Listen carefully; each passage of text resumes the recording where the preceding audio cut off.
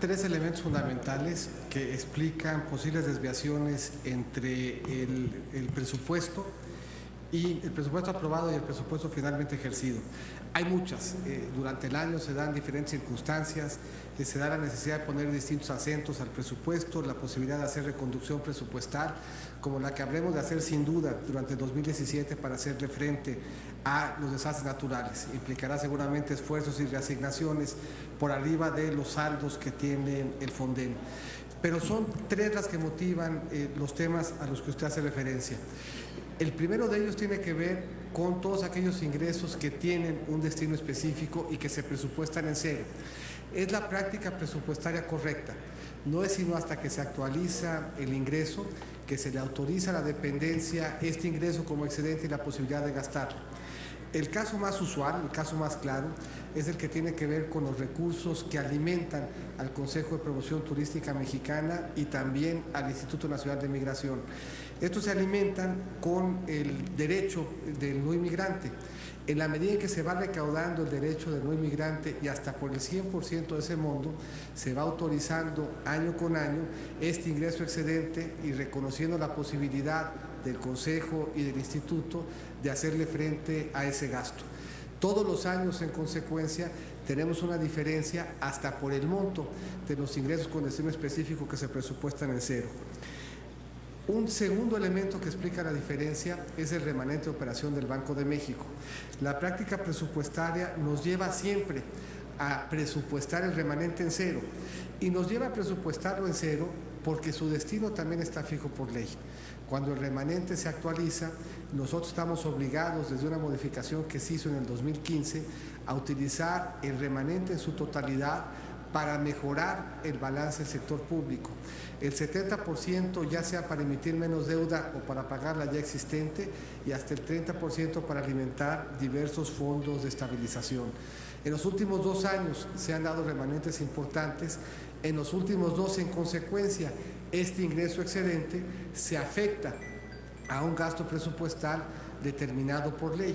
Aparecerá este año un monto superior de gasto al presupuestado hasta por el monto del remanente, pero ese monto del remanente se habrá traducido en que paguemos deuda o alimentemos los fondos de estabilización. Por cierto, la primera vez en muchos años que contamos con saldo en estos fondos de estabilidad de ingresos presupuestarios que permiten un elemento de apoyo adicional al presupuesto y un elemento adicional de certeza frente a la volatilidad que estamos enfrentando. Eso implicó que durante 2016 y en el 2017 el balance público mejore por arriba de lo que originalmente se tenía presupuestado.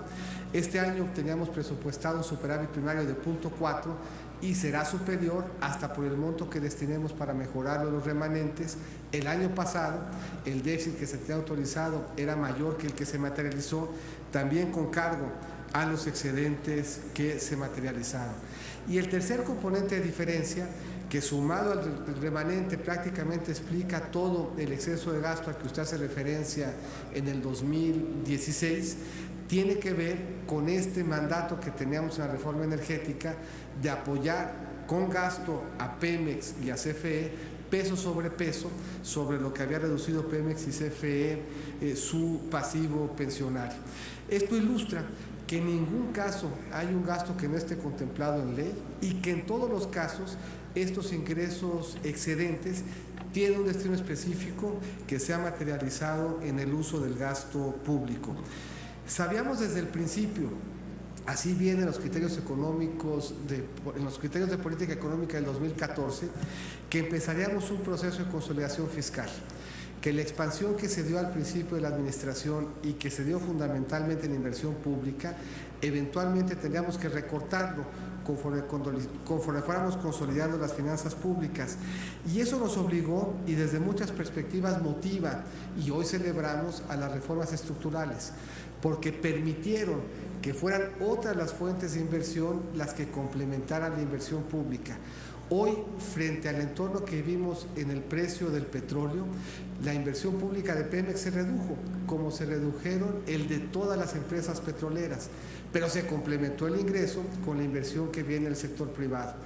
Cuando revisamos nuestra geografía de inversión pública y vemos puertos y aeropuertos en los que se está invirtiendo, se hacen al amparo de proyectos que una ley permite y que antes no se hubieran podido hacer, sobre todo un marco moderno de APPs que nos permite con transparencia financiar proyectos que tienen en muchos casos su propia fuente de pago sin que presionen las finanzas públicas.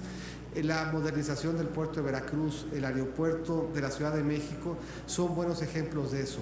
Pero cada sector que correctamente abrimos a la participación de privados y cada peso que ellos invierten alivian de la presión de haberlo hecho de recursos públicos, sabiendo que hubiéramos tenido o que teníamos enfrente el reto de consolidarlo. Y termino solamente para ilustrar el impacto del presupuesto base cero y lo que estamos proponiendo en el presupuesto del 2018. Antes del presupuesto base cero, 4 de cada 10 pesos, entre 4 y 5 de cada 10 pesos de gasto social se orientaba a aquellos programas que Coneval identificaba como prioritarios. En el presupuesto de 2018, la cifra equivalente es 7 de cada 10.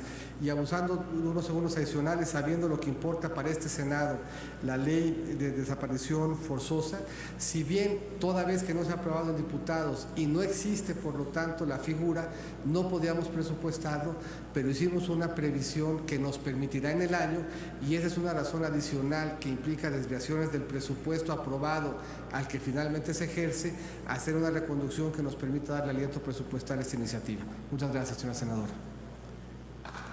Muchas gracias, señor secretario.